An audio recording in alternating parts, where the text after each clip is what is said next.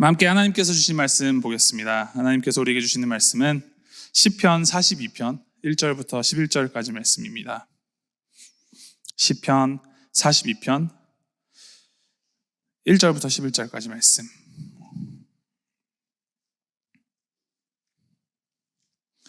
우리 함께 한 절씩 교독하시도록 하겠습니다. 제가 먼저 1절 읽고 여러분들이 2절 읽어주시면 감사하겠습니다.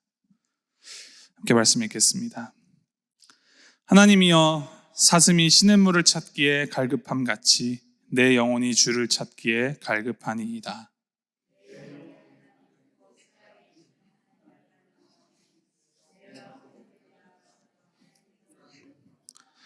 사람들이 종일 내게 하는 말이 내 하나님이 어디 있느뇨 하오니 내 눈물이 주야로 내 음식이 되었도다.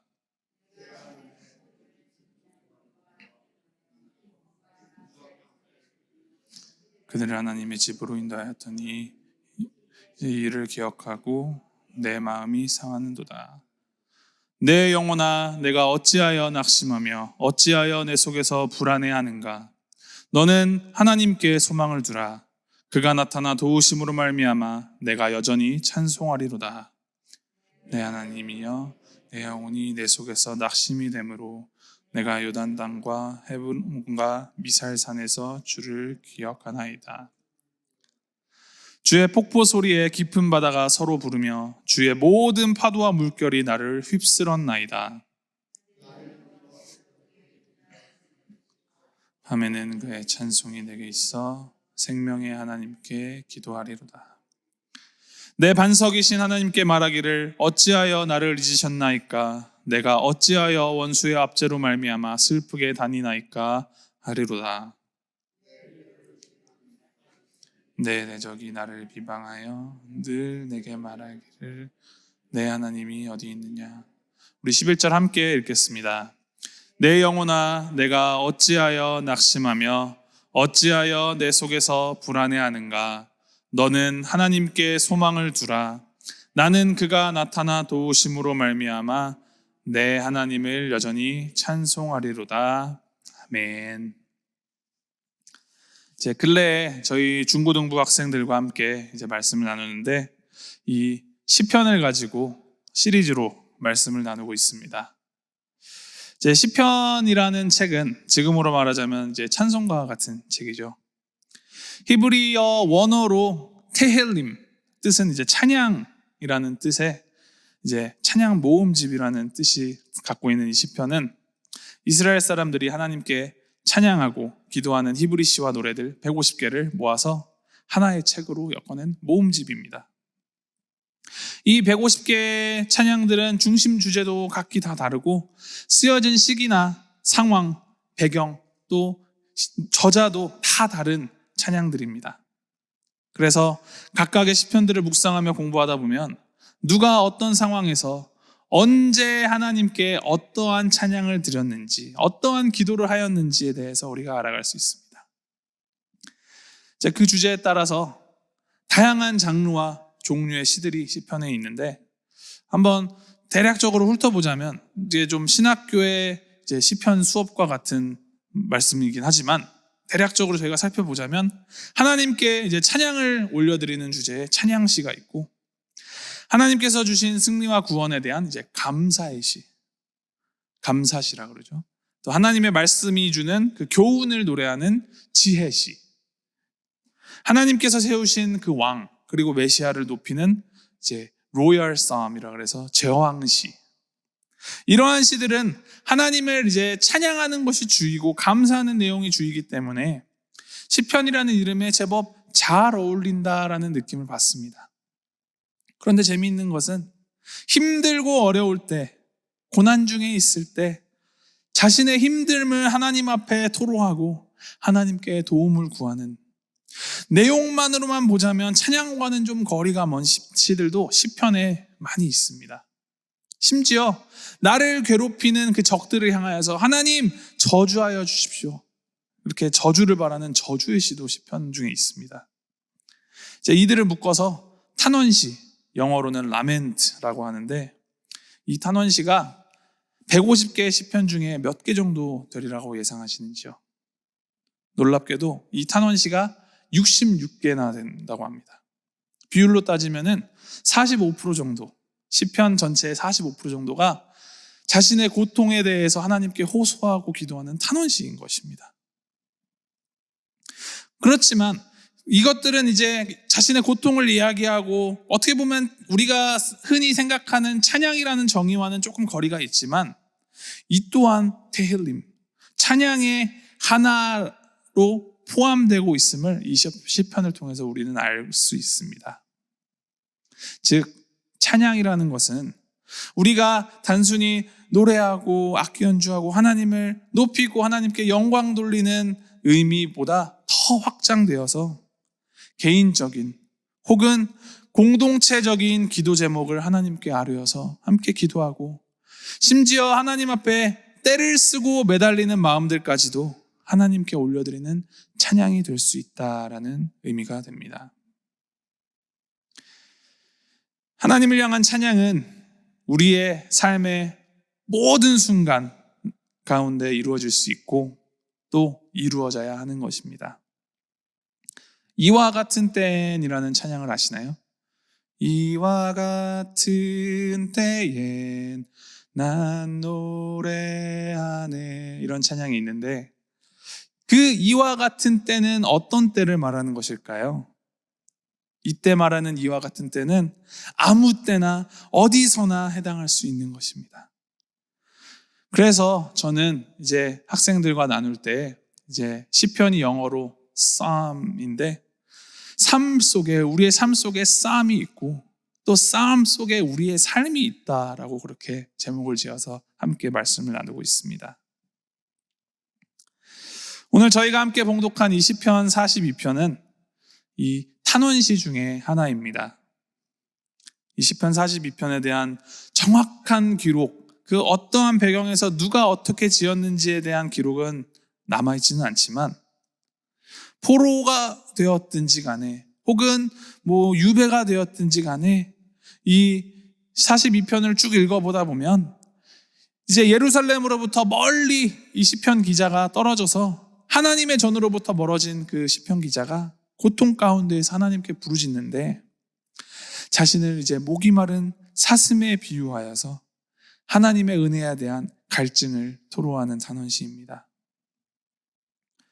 오늘 말씀 6절에 보면은 내가 요단 땅과 헤르몬과 미살산에서 주를 기억하나이다 라고 기록하고 있는데 이 헤르몬과 미살산은 예루살렘으로부터 북쪽으로 약 120마일 정도 떨어져 있는 산들입니다.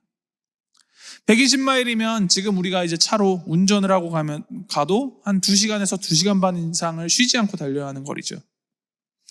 이제 제가 구글 지도를 이용해서 120마일을 걸어가려면 얼마나 걸릴까 한번 찍어봤는데 꼬박 이틀이 걸리더라고요. 쉬지 않고 걸어야 이틀 동안 걸어야 도달할 수 있는 거리가 120마일입니다. 이제 지금이야 기본적인 도로라든지 그런 인프라가 잘 정비되어 있으니 이틀이지. 이 시가 쓰여져 있던 그 시대 맞추어 생각했을 때 정말 험한 산 넘고 물 건너서 가야 하는 길이니 이제 이틀이 아니라 사흘, 나흘, 10일 가까이도 걸릴 수 있으리라 생각이 됩니다.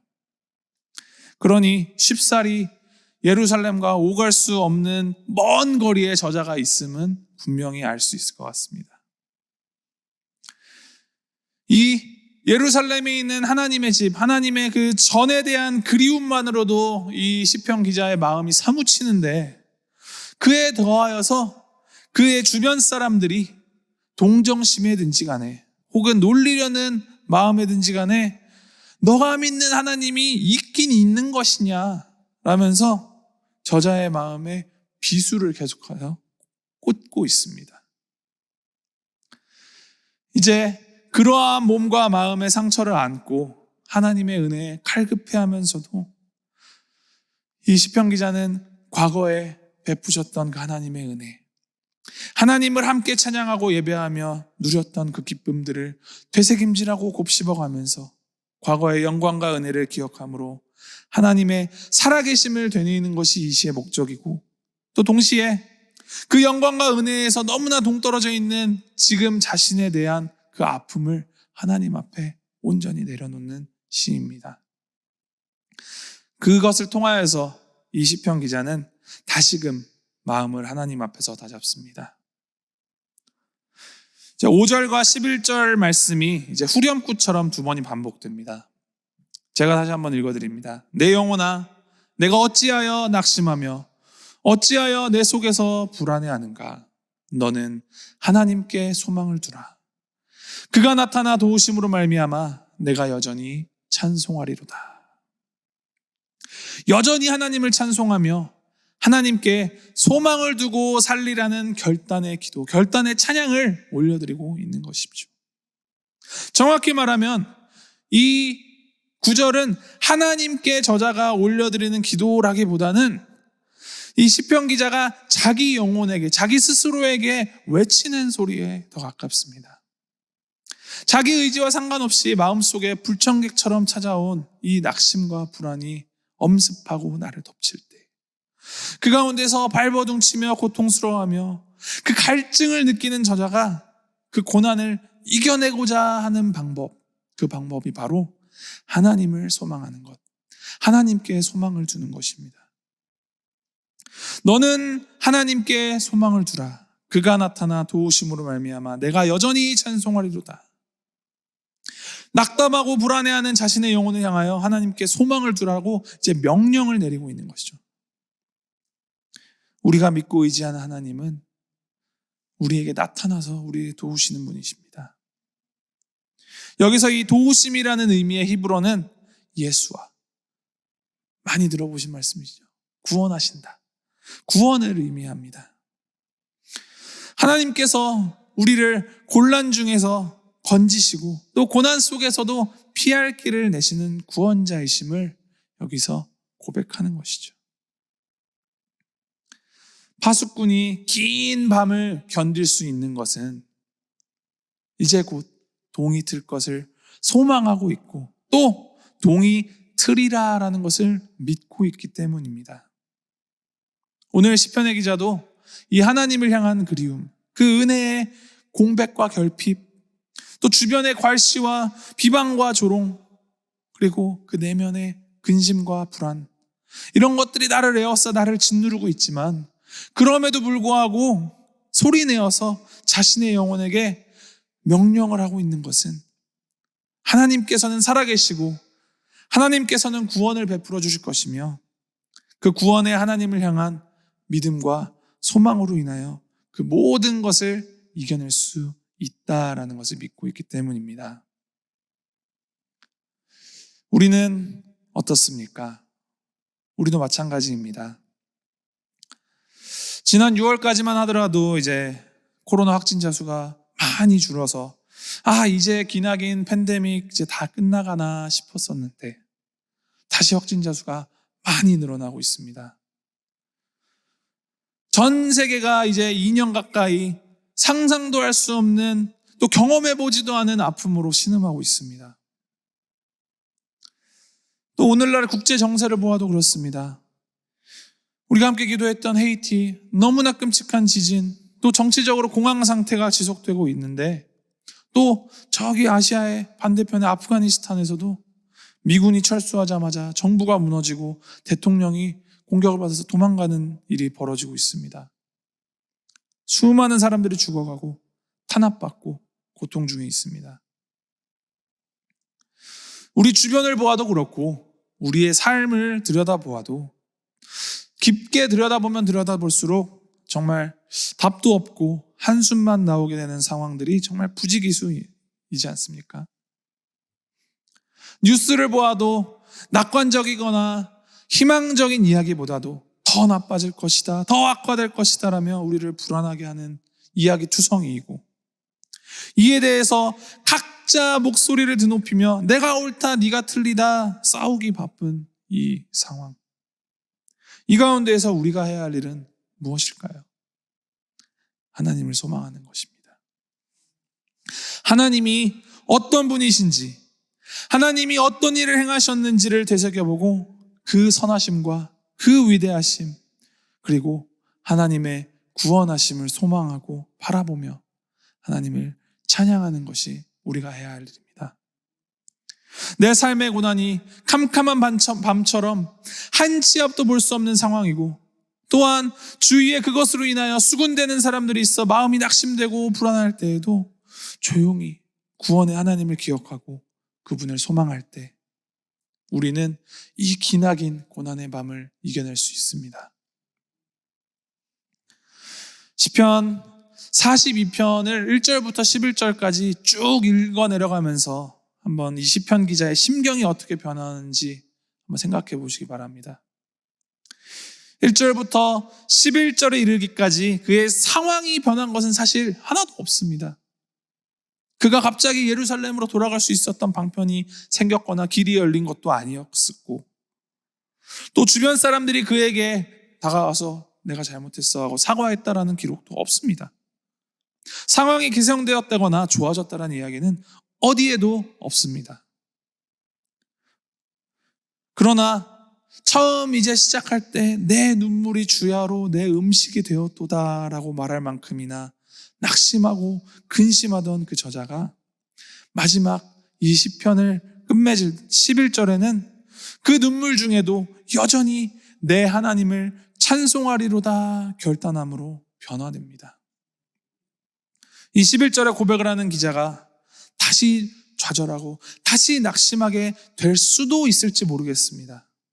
그러나 우리가 분명히 알 수 있는 것은 하나님께 소망을 두는 자에게 하나님께서는 이 기자의 8절의 고백처럼 낮에는 여호와께서 그의 인자하심을 베풀어 주시고 밤에는 그의 찬송이 내게 있어 생명의 하나님께 기도할 수 있다라고 고백할 수 있도록 우리에게 더 큰 은혜, 더 큰 구원을 베풀어 주시는 분이심을 알고 있고 또 믿기 때문에 그는 다시 일어설 수 있을 것입니다.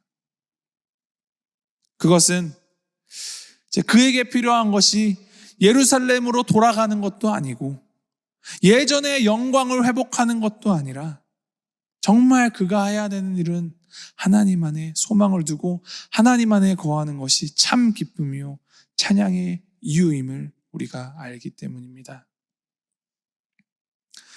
지금 우리의 상황 더 나빠질 수도 있습니다.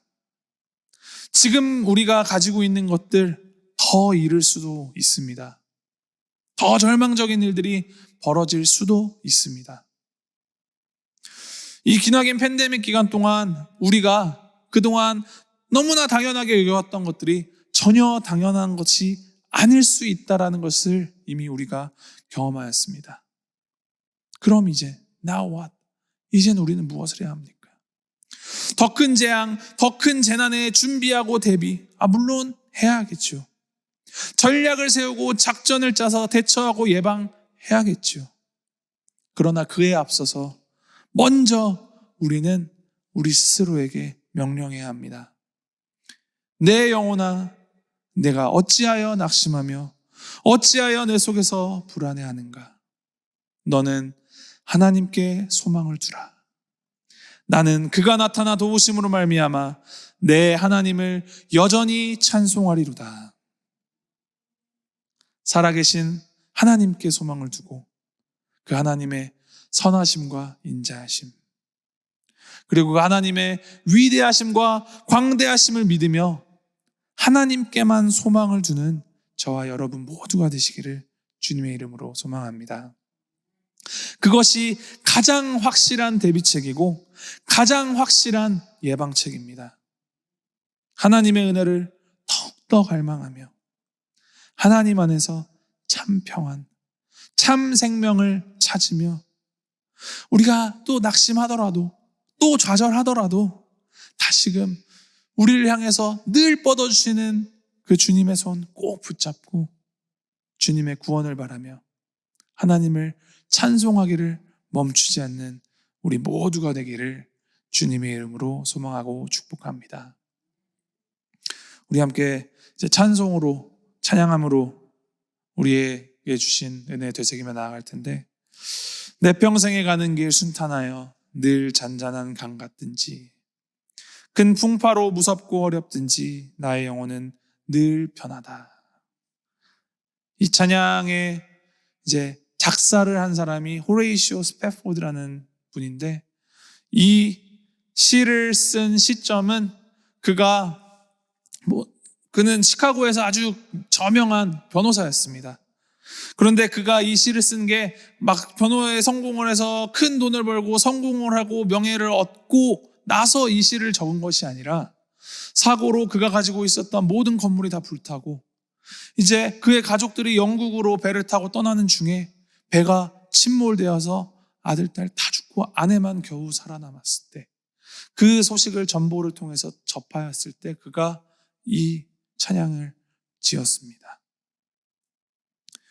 우리가 가는 길이 순탄하기 때문에 평안할 수 있는 것이 아니라, 우리 가는 길 안에 하나님이 함께 하시기 때문에 평안할 수 있습니다. 그것을 기억하며 우리 함께 마음을 다해서 찬양함으로 나아가겠습니다.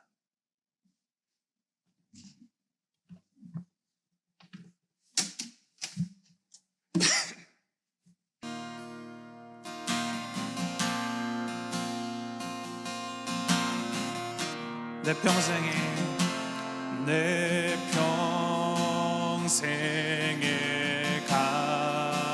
가는 길 순탄하여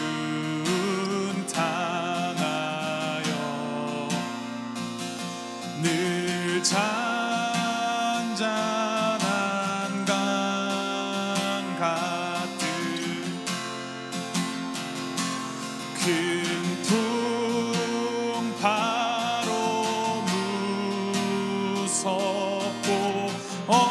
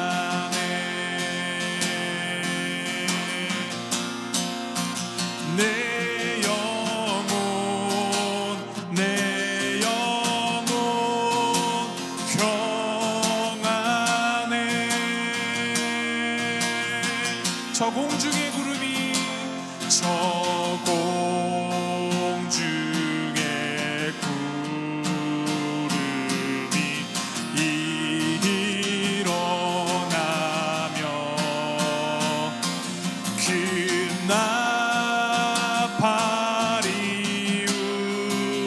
울릴 때에 주 오셔서 세상을 심판해도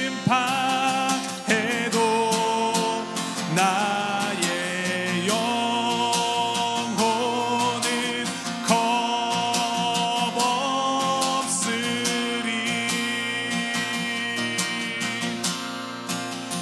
내 영혼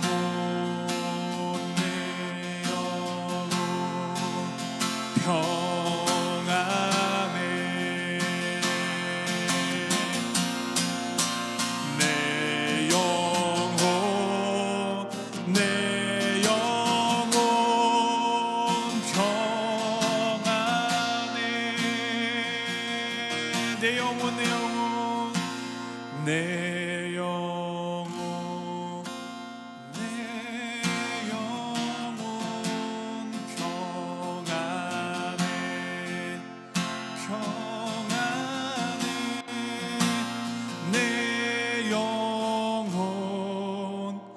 내 영혼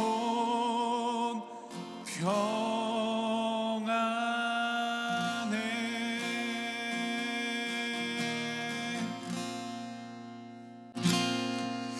우리가 함께하는 그 축복송에서 이런 찬양이 있죠. 평안을 너에게 주노라 세상이 줄 수 없는.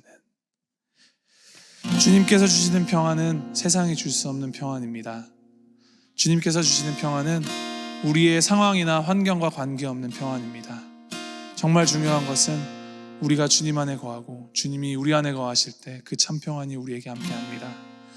우리 이 시간 함께 기도할 때 하나님, 우리가 주님께서 주시는 그 평안 놓치지 않게 하여 주시옵소서. 낙심되고 근심되고 걱정되고 또 불안하는 그 상황일지라도 그 안에서 우리가 가장 먼저 해야 할 것, 하나님을 찾아야 하는 것이며 하나님의 손 붙들고 하나님을 찬양하며 나아가는 것이며 우리가 잊지 않게 하여 주시옵소서. 우리 함께 우리의 마음을 하나님께 올려드리면서 기도하며 나아가는 것 같습니다. 함께 기도하시겠습니다.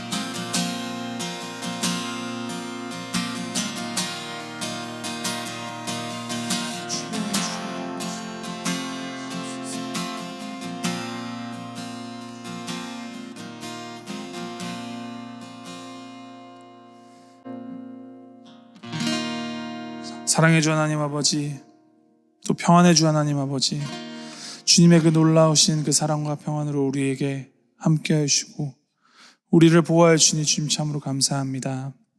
하나님, 세상 사람들은 눈에 보이지 않는다고 하나님이 없다 하며 하나님을 믿고 있는 자들이 어떻게 실패할 수 있느냐, 어떻게 고난을 받을 수 있느냐며 하나님의 그 존재를 의심하지만 그 가운데에서도 여전히 동일하게 우리와 함께 하시며 결국 우리를 구원해 주시고 승리하실 그 예수 그리스도가 우리의 주님이심을 우리가 믿음으로 고백하며 나아갑니다. 하나님, 이 어지러운 세상 가운데에서 우리가 빛 되신 주님만을 바라보며 정말 세상이 줄 수 없는 평안으로 우리와 함께 해주시고 우리를 구원하여 주시는 그 하나님의 손 꼭 붙잡고 살아갈 수 있도록 주님 인도하시고 붙들어 주시옵소서. 주님께 찬송함을 그치지 않는 우리가 되게 하여 주시옵소서. 주님을 높이는 것을 그치지 않는 우리가 되게 하여 주시옵소서. 상황이 어찌하든 간에 몇 명이 모이든 간에 관계없이 예배함을 멈추지 않는 우리가 되게 주님 인도하시고 붙들어 주시옵소서. 날마다 주님의 은혜를 향한 그 갈증 우리 안에 주님께서만 해소할 수 있음을 믿으며 주님 앞으로 나아가는 우리가 될 수 있도록 주님 붙들어 주시고 함께하여 주시옵소서.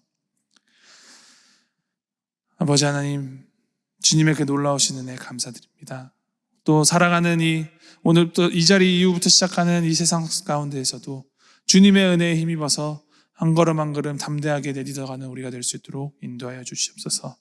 감사드리며 우리 주 예수 그리스도 이름으로 기도하였습니다. 아멘. 우리 함께 주기도문 하심으로 예배 마치도록 하겠습니다.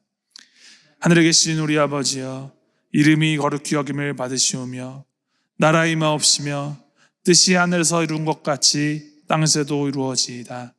오늘날 우리에게 일용할 식을 주옵시고 우리에게 죄 지은 자를 사하여 준 것 같이 우리의 죄를 사하여 주옵시고 우리를 시험에 들게 하지 마옵시고 다만 악에서 구하옵소서.